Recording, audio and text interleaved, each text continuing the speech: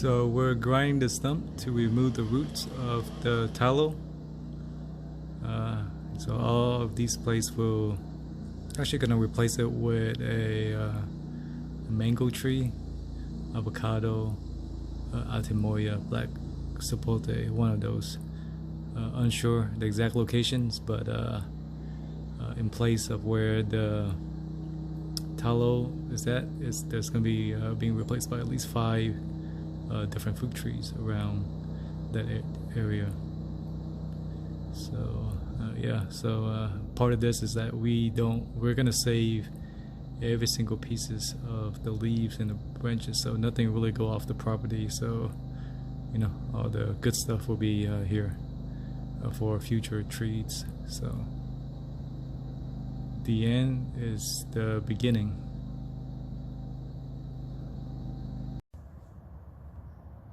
We just took down this small oak tree, so and also another crepe myrtle. So all of these tree and branches are gonna be chipped up, and we're gonna use the wood chips to mulch future trees. Also gonna trim the branches of this oak trees right here. This is actually a pretty nice oak tree, so we're actually saving this one, but we're gonna trim it up because there's a lot of dead branches there. But yeah, all of these will be chipped up and used in the food forest.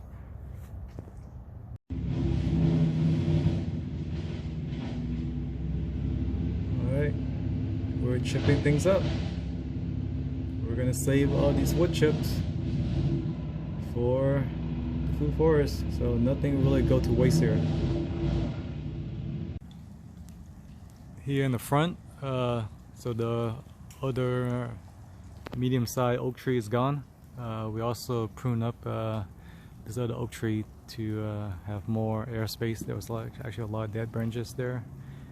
Took out another crepe myrtle, but yeah, right here it's gonna be a pollinator garden, so we definitely want to attract pollinators into the garden. So all of these are being placed here, sheep mulching. This right here will be the future site of an avocado. It's gonna be the Joey or the Mexicola, and this over here is gonna be the future site of another avocado too. So, and we know that avocado really hates wet roots, so we're gonna raise it. We're actually gonna add in mushroom compost and garden soil in advance. It is winter right now in Houston, so I'm still debating if I should just plant at least one of the avocado in ASAP. We just pick a good day where I get maybe 5 or 10 consecutive days where it's not too cold, and so I can do at least one. Otherwise, I'm just gonna mix them in advance, so that way by springtime, by March or so, that the soil will be ready and I just plant straight up into it without worrying that it's gonna break down. But yeah, right here these are mainly some wood chips and some sawdust that when the guys they grind the stump over there too, right there. So basically we really want to turn that into ready to use soil by the time we plant those avocado.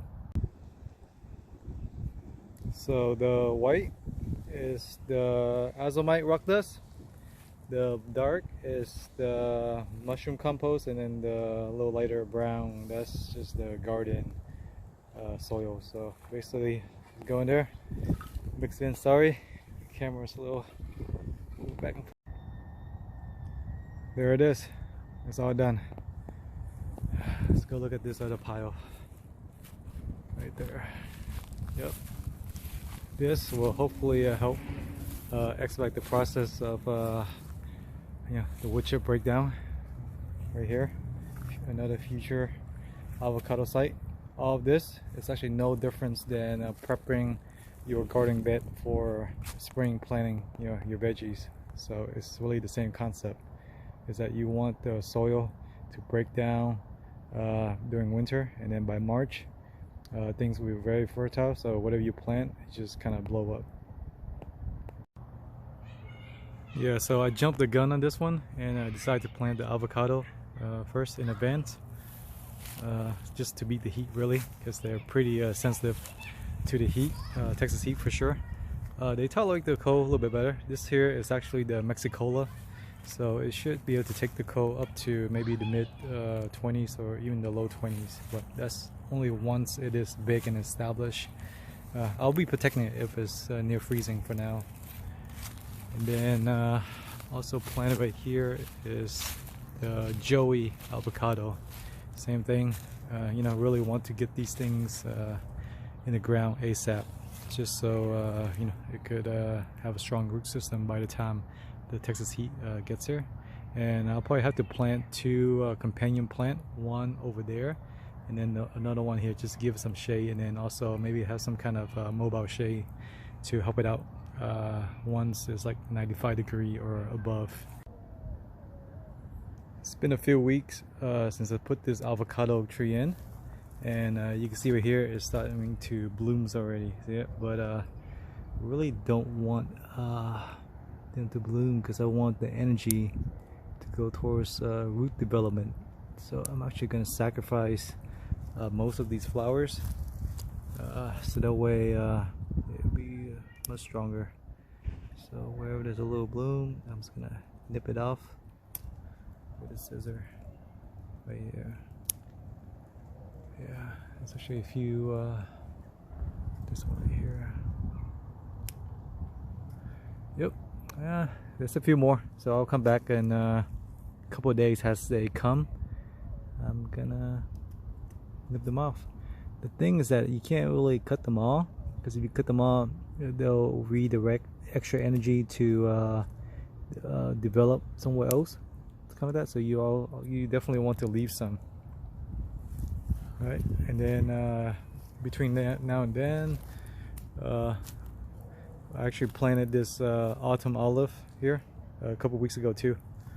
So, and then likewise today we're actually gonna plant the mulberry. So instead of peach, I have this mulberry, ever-bearing mulberry that I have for about a year now.